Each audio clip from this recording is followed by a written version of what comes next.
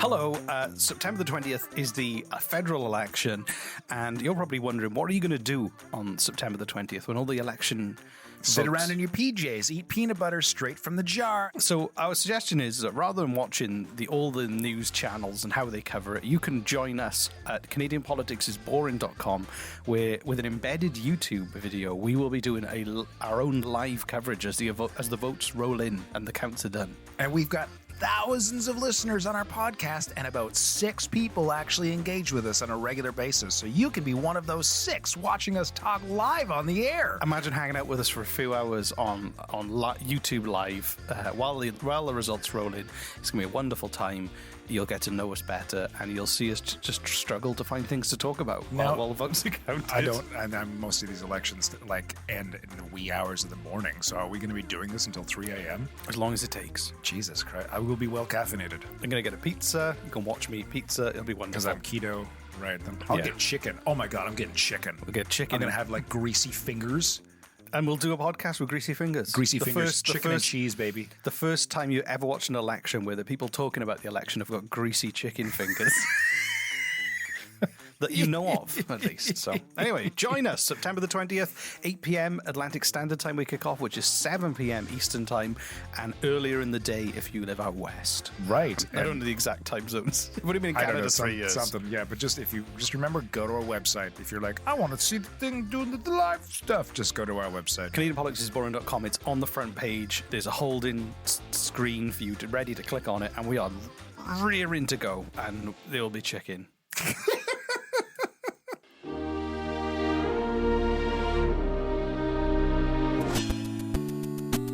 Welcome to Canadian Politics is Boring.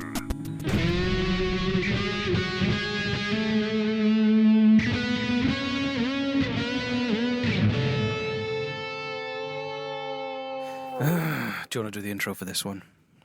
Me? Yeah. Oh, golly gee. I don't know if I'm ready for that sort of responsibility. Okay. Hi. No, I can do it. Go on then, I believe in you. Okay. But I don't, but I want to watch you fail. I know. Why do we have this sort of relationship? Okay, everyone thinks we're friends. Okay, and I just every episode I end up running home crying. Welcome to Canadian. I can't fucking do it. Was that just an excuse to get some ASMR in there? There we go. Welcome to Canadian Politics is Boring. I'm Jesse, and this is Reese. I'm the Reese. You're the Reese? Or just Reese is fine. No, that's enough. The Reese. You probably heard our ad about the 20th for the live stream. Yeah, baby. So just write it down and be and there. again, if you want to sponsor us, whoever you are, if you own a company of any shape or form, we will talk about your product on the air. Just give us at least 5 of them for free. We are cheap and we are easily bought.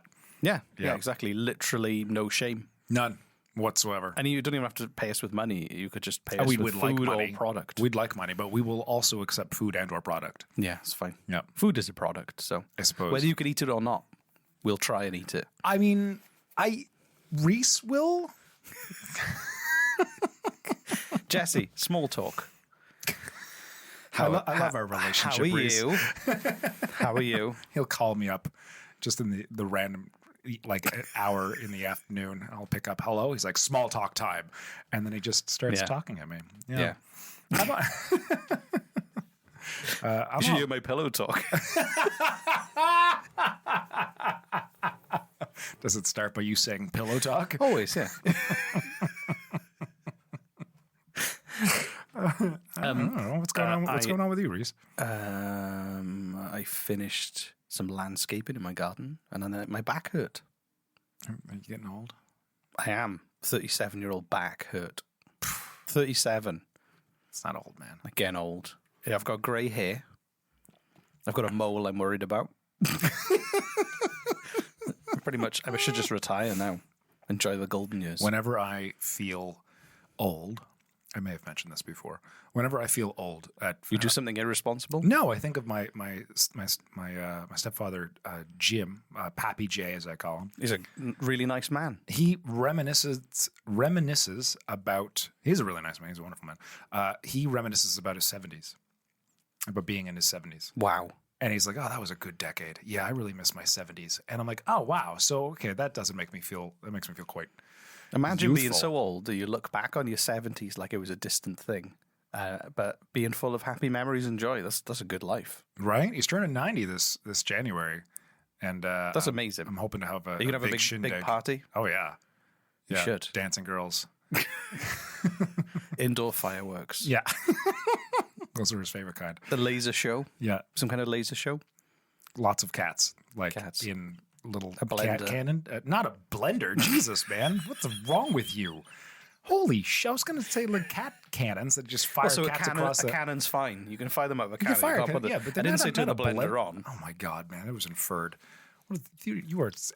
What kind of a sicko puts a cat in a blender and then turns it on? It makes a cute picture or a threatening one, but that's it. There is something wrong with your brain. And don't injure animals. They're lovely. Especially my puppy. She's great. Are you asking our audience members to not specifically injure your puppy because she's great? Animals in general. Okay. Yeah. Well, yes. Yeah, Yeah, it's good. man. Yeah. I don't feel like we should have to remind our audience members to not put small creatures into blenders and turn it on, man. That's just weird and gross. I would rather play it safe. Okay, if we have an audience member who They needs might be, to be they might be on a reminded night. of They this, might be like, oh, I'm 50-50. Yeah, and their then swing we might vote, we yeah. might push them over. It's fine. It's worth. I it's worth would there's feel lots, bad. There's lots of other things you shouldn't do. Yeah, all You shouldn't drive your car into a solid concrete pillar. If you were thinking with of you doing on that, that. don't do it. Don't. I don't know. I mean, your mind invented this horrific scenario. Don't drink bleach. That's a Even good if- one too. Don't yeah. drink bleach while driving your car into a solid brick wall. Yeah. Don't stare at the sun. Like Trump. Like during Trump an did, eclipse. yeah. Don't Yeah. look at the eclipse. Look at the eclipse. Don't stab In yourself charge in of the knee with- nuclear weapons. Let's look at the sun. Anyway, let's talk about. You remember we had a very interesting episode about the Seaman Retention Army General. Yeah. I found another. The BBC party is a far right party. They're anti-vax. They're anti-immigration. They're anti. I don't know, just anti-life. I think they're essentially a death cult. Ironically, I think they're probably pro-life, are they not? I don't know. Like they would be against abortion. They would be against choice. Think of something. Think of the nice thing to do, and they'll be against the nice thing to do in any situation. Oh, that's a really good way of putting it. Oh, Yeah, I like that. think about Yeah. think about the nice thing to do in any situation, and they want people to not do those nice things. That would be a really remarkable. Like supporting someone or welcoming someone. You know what? Oh my God. Okay, I remember being in debate class in high school when I was living in Bonavista, Newfoundland, which really has nothing to do with the story. It was just an interesting tidbit of information. It's a great name for a place as well. Bonavista. Bonavista is it feels like there should be a. It means beautiful view. No. Actually, yeah, but it was beautiful. It has some of the greatest sunsets in the world. But anyway, I was in debate class, and it's just neat how they give you a topic, and you have to they're like, okay, you are for this topic or against this topic, and you have to find logical reasons to be either for or against it, no matter how you personally feel about it. And I think it would be fascinating to have to bring in some of the not productive, but fascinating to bring in some of the things that the PPC believes in and give them to someone in a debate class. And it's like, okay, you have to now argue in favor of, anti-immigration laws, of hate, and stuff like that, and just see what they come up with on a logical level. That would be kind of fascinating to watch. I feel sorry for these professional arguers, these professional debaters, have to argue in favor of some of these insane policies. I would hate to be in that position though, because you've got to make arguments for really hurtful things. But again, that's what I'm saying. It would be fascinating. Maybe not It would be- productive, I but mean, fascinating. in private, it might be a really good way to build. You wouldn't want to do it live because people are going to keep that video forever. Right, yeah. But And if you ever wanted to but get into election, like get into like any sort of position of power 20 or 30 years down the road, the cancel culture will come after you. But it could be a good way of coming up with really good pithy arguments and dissecting their argument and coming up with really good retorts by having someone act out and act their point of view. It would sharpen people's ability to take it on. It's just a weird experiment. I don't want to go to that. You have fun in Bonavista. I'm staying here. So my idea of let's take the PPC's hate and put it into a debate class and see what these people come up with. That's not for you. I just don't fancy it. It just sounds uncomfortable. But putting cats into blenders. I didn't say that. You didn't say turn them on. I told That's our true. listeners they shouldn't do it. That's true. All right. Yeah. That's fair enough. Yeah. So, and they also shouldn't hate. So anyway, we're talking about the cream of the crop candidates that the PPC have selected To run? Yeah, the cream of the crop, the absolute winners of society that they managed to scrape from the barrel of humanity and I'm curious. You know what, Reese? Just a quick aside. Getting to know you as not only as a friend but as a professional in your field for the past number of years, I'd be curious because clearly you're against hate. Clearly you're against the policies that the PPC are putting out. However, that being said, if we had an opportunity to interview one of these members on our show, would you do it? I think sunlight is the best disinfectant, as they say, but I just don't want to. I just feel dirty given airtime. That's fair. Yeah. It's our show. We can do what the fuck we want. And I just don't want to. I don't know how many. Started talking about cats and blenders. Three showers. That's fine because it's a joke. These people are actually horrible. Yeah, that's true. Yeah. So anyway, I want to talk about the cream of the crop that they've selected. Yeah, let's do it. This is from pressprogress.ca. It's an article, and the headline is People's Party candidate designed shootout video game using cultural stereotypes and gay parades as targets. So say this again. What? People's Party candidate designed shootout video game using cultural stereotypes and gay pride parades as targets. Shootout video game? So essentially, it's like Doom. It's like a shooting game. You go around. There's a fucking term for it. It's called first-person shooter video game. Yeah, the whatever. terminology I don't correct. know. Shootout video I haven't played game. video games since Pong. Well, the Leave me person alone. writing the article could literally 10 seconds of research on Google. Describe that candidate. Oh my god, he looks like a younger. No, not a younger. Who's that fucking guy in Brexit that's like a cartoon character running the UK right now, or Britain, or whatever? Boris Johnson. Boris Johnson. He looks like a cartoon character of Boris Johnson, who himself looks like a cartoon character. Like a young Boris Johnson when he was young, and he's got a Make America Great hat on. He's doing the OK sign, which is a far right signal. Is that a far right signal? Yeah, the OK sign is one they do secretly do, and you use it in diving to say you're okay, but he's not diving. He's not wearing scuba gear. He's just being racist, and so this is Mario Greco. And he's a candidate in suburban Ontario. And so the culture shootout was basically you just shoot in minorities and stereotypes. There's a video game that was created? He created the video game. Oh, so he's smart enough to program a video game, but not smart enough to know not to make that fucking video game? Exactly. Or to control the urge to make it. Wow. So, and he said he stands by his art. He said he actually... he defends the artistic merit of his game, and he said it was actually aimed to unite humanity. That's why he created this shooting game. I mean, I got to say that's a really interesting argument. He studied video game design at the University of Ontario Institute of Technology, and was a high school computer teacher as well. I mean,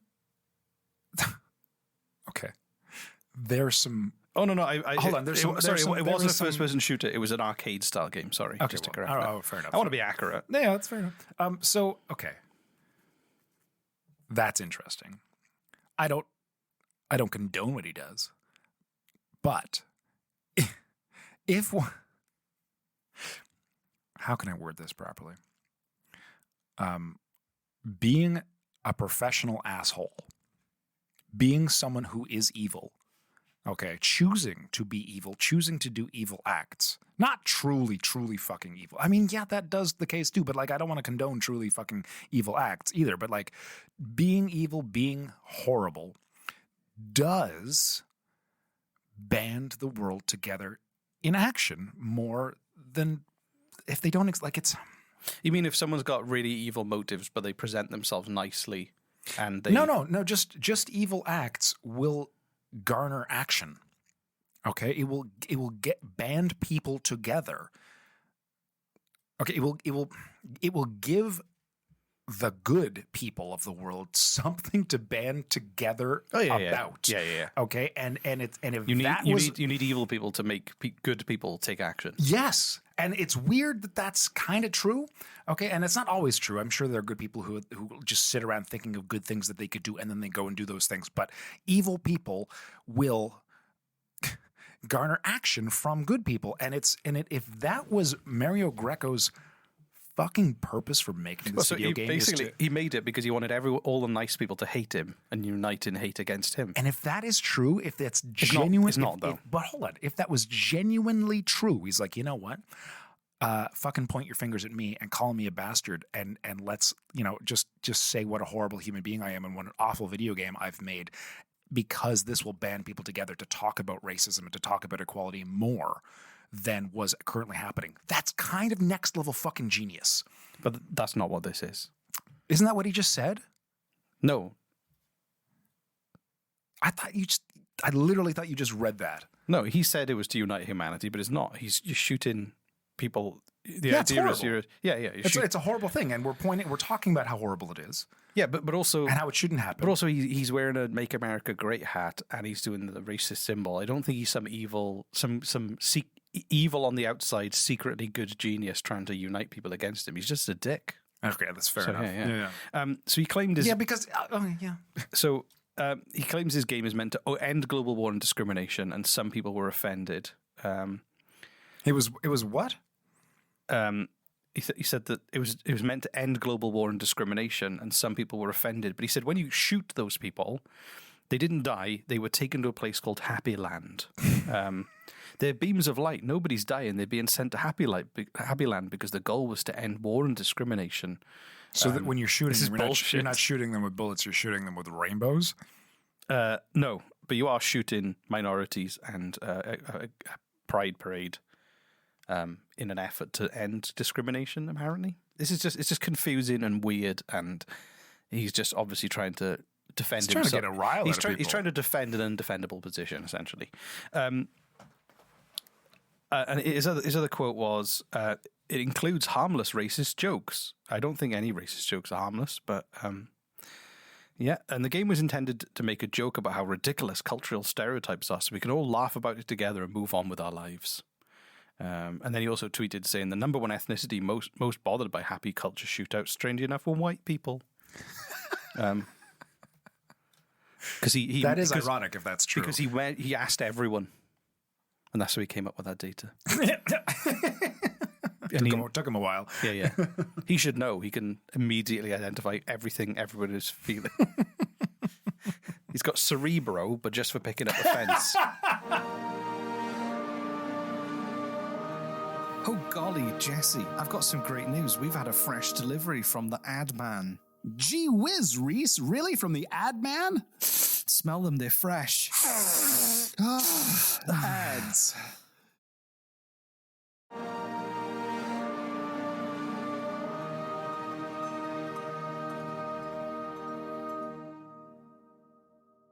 People can believe what they want of pieces of art.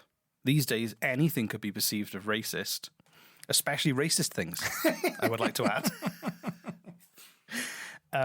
It just sounds like you made this to get a rise out of people. I know. To rile up people and get a rise out of them. The game also had an Israel level, and a faculty member from the school strongly recommended he remove Jewish stereotypes from the game. But that's the only thing to remove from the game. What a friend. He was like, no, get rid of it immediately. Don't have any religious content. I know that could be very, very touchy. Also, racism and homophobia can be touchy. But you left that in. Right. And also, he said that society is not in a state to accept unconventional games. He draws parallels with a game called Super Columbine Massacre RPG, which allows players to simulate the 1999 Columbine High School massacre. Did he make that game that too? left 13 dead and 21 injured? No, he describes that as a legitimate art form, and he was inspired by that to make this game. That's how fucked up we're talking. Anyway, you can vote for him if you live in suburban Ontario. He's your PPC candidate. Jesus. Cream of the crop. I mean, he's clearly doing this to get a rise out of people. He like there's, how do I put this? There's the extremely emotionally reactive culture, okay, and it feels like he's targeting them because almost like as a joke, okay. From what you said, his game does not include guns that shoot bullets at minorities. It's shooting rainbows at minorities. That then sends beams them of to, light. Beams of light. That send them to Happy to Land. send them to Happy Land. Right, because he couldn't do guns. He couldn't be directly offensive. Yet he knew he had to get rid of the Israel level because it was anti-Semitic. Right. So, so he's undermined his own argument. Well, no, I feel like he's trying to dance on a very fine line. He's not. It's like we're not killing people with guns. We're shooting beams of light and sending them to Happy Land, and he's doing that because it's close enough to guns and it's close enough to killing, but it's not, and he can back that up and defend himself because he just wants to get a rise out of people. That's why he's doing this. He wants people like us to talk about it. Success. But also, it's a great opportunity to call him a penis. So that's true. Yeah, and I think that you're a penis. You're a penis, Mario. Mario, you're a penis. You're a penis. This is our retort. Yeah. Our very clear. You spent a huge amount of time making a video game. We spent 5 seconds calling you a penis. Yeah, I'm going to make a video game called Super Mario Penis. His name's Mario. Oh, that's a great. Oh my god. But that's essentially making a video game saying that Mario has a super penis. No. He's looking for it because he can't find it. Oh, that's good. Yeah. I like that. Yeah. No, that's much better. Yeah. Yeah. I'm not going to make a video game. It's not. Oh God. Anyway, but I think that this. Do you know what I think? I think he's just quite troubled, and I think that he's clearly being influenced by far right stuff on the internet and this kind of culture. And there's another tweet where he said critical race theory is a cancer that needs to die. He's been very. What is critical race theory? Critical race theory is the teaching people within the system, whether you're a police officer or a teacher or prison officer, how systematic racism works within that system. Can you give an example? So how do I? A good example of that would be how the police in Canada treat Indigenous protesters compared to how they would treat white protesters. Okay. Even though they may not be, people might not be overtly racist as individuals. Systematically, there's proof that says we covered the episode where they shot 2,000 rounds of ammunition. Yeah, that was horrible. Killed a dog. Whereas you look at the you mean when you say systematic, you mean the system, like the system will they over police Indigenous protests. Whereas you look at the mask protests outside hospitals, very little police there, and they let them carry on. Yeah. Okay. So systematic critical race theory would teach why that's happening, and the idea is to teach people in those systems why the system they're in is racist and how to identify the problems and educate people.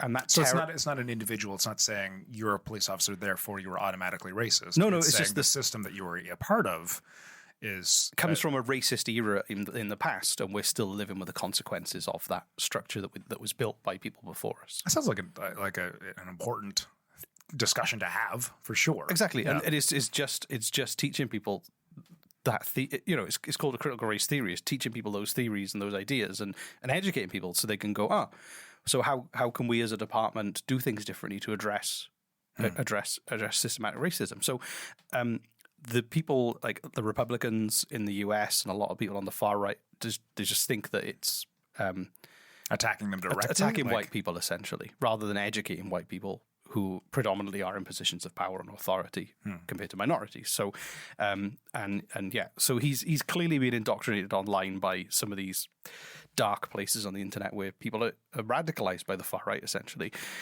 But therefore, he's allowed to run as a candidate for the PPC, and those are the kind of people that the PPC are drawn to.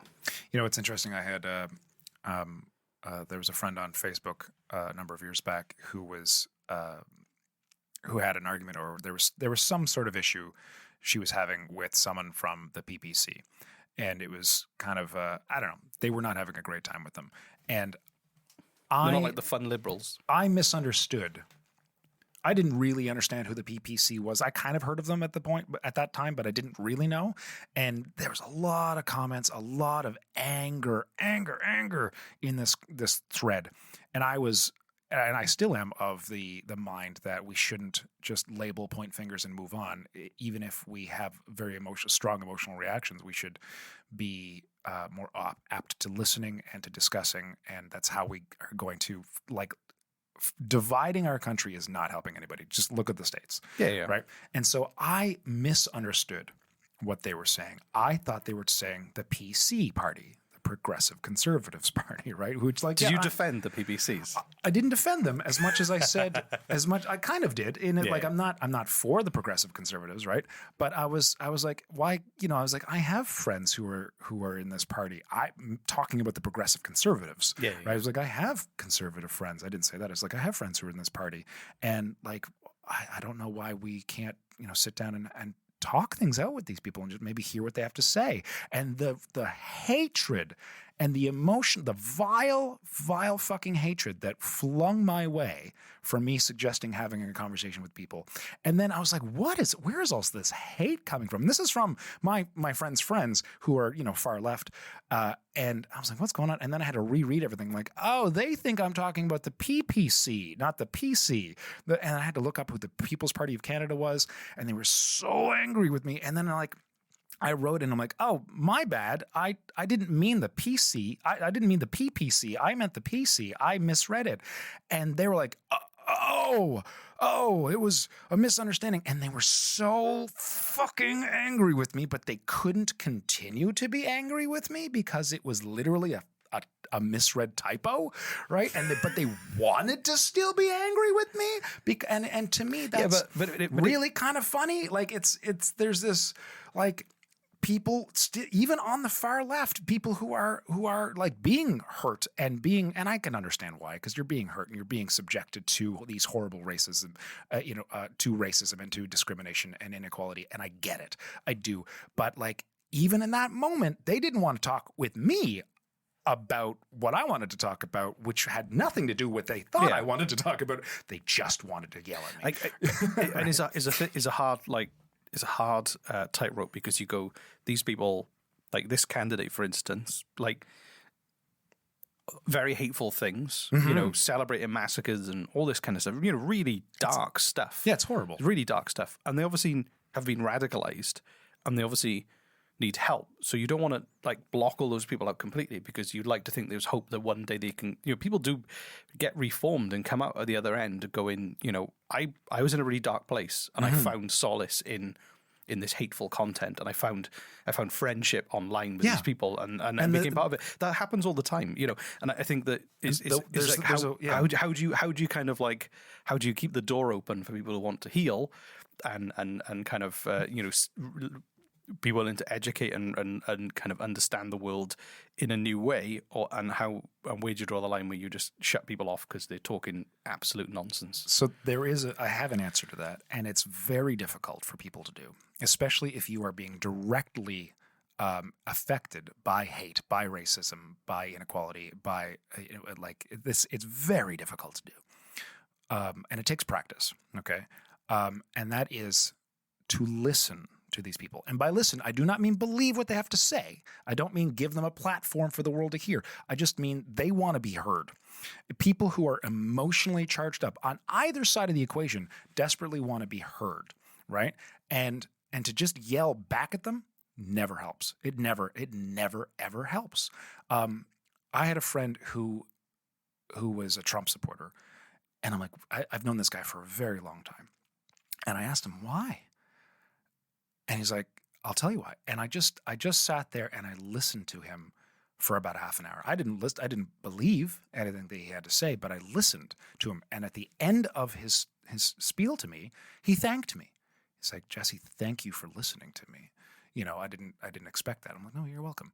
You know, I came out the other end, not like, and we had a discussion. We had a more civil discussion about it afterwards. But like these people who are probably greatly misinformed, you know, and are probably very hurting, and hurt people hurt others. People who are hurt tend to hurt other people.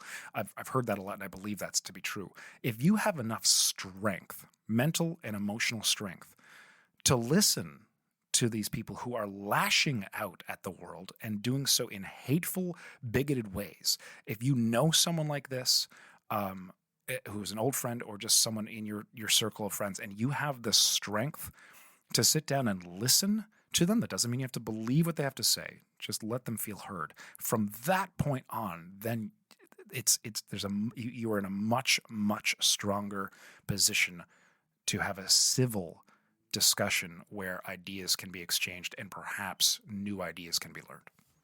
That's great. I didn't expect you to say that. Thanks, man. Yeah, well done. That's amazing. But it's true. I think that, like, it's so the reason they're so angry is they're so used to being shut down and shouted back at that they think they have to be so aggressive and throw these counter arguments. Once they run out of all that and they vented, they just go. Anyway, let's talk about that. So I mean, the other scary thing I wanted to raise is the fact that the PPC have been polling higher than the Green Party. That is terrifying. So there's a sizable... But not surprising. The Green Party's not had a great track record I think it's like marketing themselves. It's been up to like 8% in the polls. Well, also, I mean, it kind of... Which if you were going to get... If we're talking about straight up marketing, I mean, the PPC is going to have way more power as far as... what's the word I'm good for? Like, oh my God, did you hear what this person said? Like, shock value. Well, right? also as well, like the thing you find, like Brexit, a lot of people came out to vote for Brexit who didn't normally vote. They were a lot of non-voters who never voted in their lives came forward to vote. Wow. Because it was something that had never been talked about in the main political kind of discourse before. And then suddenly someone introduced it. So what you find is, especially with the anti-vax movement and the pandemic, is that some of those people, you know, Maxime Bernier has been the anti-vax politician and the most high-profile anti-vax politician who was once a serious front runner for the leadership of the Conservative Party. So he's a very nationally known figure and has become a rallying point as an individual for all these disparate far-right anti-vax movements. And it's probably bringing people out of the woodwork who haven't voted because they believe in all these conspiracies, and he's there going, yeah, I'm on your side. So what you find, I'm not saying that he's going to win and bring enough voters out to vote, but it's like a rallying cry essentially for people who are who used to be on the fringes. They now have a mainstream candidate, or someone who used to be a mainstream candidate, on their side. And just to kind of go back to my point, but like I'll go on to Instagram here in Nova Scotia when Dr. Strang makes an announcement, or our new premier makes an announcement about, you know, vaccine passports or what have you. And it's, you know, I'll read the comments, and the comments is just this giant angry shouting area. And there's anti-vaxxers who come on and call everyone sheep. And then there's people who respond to those anti-vaxxers, calling them fucking idiots and shit like that. This doesn't help anything. No. It's just, and also like shouting at people online. Oh, that's kind of stupid in and of itself. Honest to God, it's not going to help a thing. If you spend all evening arguing with people on Facebook, you've wasted a whole evening. You really have. Go on Amazon Prime, watch The Boys, or go on Netflix and watch, I don't know, what's good on Netflix at the moment, Jesse? I'm watching, as I said, New Girl, which is old. On New Girl? But it's fantastic. Yeah, it's really fun. It's a great show. I don't know. Whatever. Yeah. But anyway, that's better than arguing online because nobody wins. No. You just go to bed angry and going, oh, they replied while I was asleep, so they had the final word. Yeah. Anyway, this has been fun. Yeah. And depressing. So if the nature of our show. Look up the interesting backstory of your PPC candidate locally, and yeah, Yeah. chances are they might believe and say things that are scary. You know, yeah. So our call to action. So we had a call to action where we asked people to leave a review and then take a screenshot of that review and then send us an email of the screenshot of that review and then ask us for a personalized ringtone. That didn't work out. That was a lot of work asking people to do. And so I feel like we could simplify that. I just want to see if personalized ringtones is something that people in the show notes of this particular episode, we're just going to leave our email address to click on. Yeah. Okay. And so like it's when whatever podcast platform you're listening to this on, whether it be Apple Podcasts or Spotify. Okay. You don't have to leave a review. It's just going to be right in the show notes. Just scroll down, click on the email and say, I want a personalized ringtone. And we'll just send you, we'll send you one. That's it. Yeah. Perfect. Yeah. We're not even asking for anything in return. I just want to see if this is something that people want. Do you want ringtones? Do you want a ringtone? If you want a ringtone, we'll do your ringtone. Yeah, that's it. It's that simple. Yeah, cool. There you And go. also 20th, go and vote, and then go and exercise democratic right, and then join us Yes. for a live stream covering we'll count all the votes personally, and we'll be doing it live, and there'll be chicken and greasy fingers, and it'll be wonderful. And again, if you want to sponsor your product or company, just let us know and we'll do it. Yeah, just dump a load of stuff at my office, and give- we'll drink it and eat it and wear it. And Totally whatever. will. Yeah. Even if it's experimental, like tannin cream, we'll put it Do you on have a live on bar the of soap that you sell? We'll wash ourselves with it Yeah, live on the air. Like it's We'll test your products. There's the miracle bar of soap that doesn't sting your eyes. We'll do it live on air. Reese will put soap in his eyes. I've rubbed miracle soap in my eyes. Yeah. Someone should invent that. Thanks everyone for Bye. listening. Bye. God.